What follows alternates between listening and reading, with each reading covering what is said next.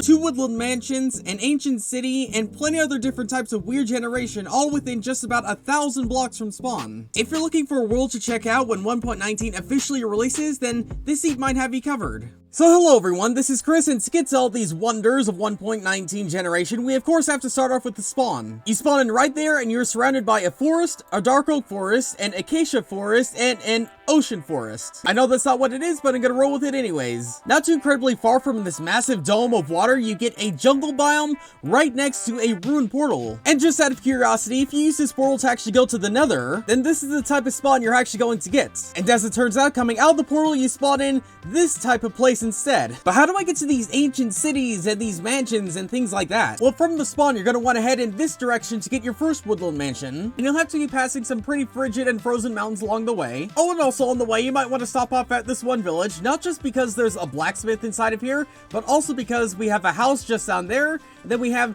2 houses pretty much knee-deep inside of a cave. And of all the caves to spawn inside of, a dripstone cave. You poor unfortunate soul. But then just head in this direction for just a few hundred blocks and you'll eventually come across your first woodland mansion over here. And it's hard to not spot this, but because it's generated on a hill, that means you get a pretty decently tall woodland mansion, if that. But having the vertical element doesn't mean it's impossible to get inside of here and save the many allays you'll find inside of here. Also, just below this one mansion, you'll eventually find yourself a pretty decently sized lush cave biome right here. But let's backpedal just a few hundred blocks in this direction, because in between the mansion and that one village I showed off, pretty much roughly at these corners right here, if you head just beneath the ground, and when I say just beneath the ground, I do still mean all the way down to the deep slate layer, because you'll eventually find yourself an ancient city right here. But from looking up here, it seems as though there's absolutely no way in actually reaching this one ancient city. Well, that's when we have to get just a little bit creative, because hit yourself down underneath this ocean or this lake right here, hit yourself inside of this one cave, down through this tiny sliver down here, mine down just a few blocks to get yourself inside of here, and then you are eventually inside of the ancient city. But to get to the other ancient city, you're going to want to head in this direction for about 1,000 blocks.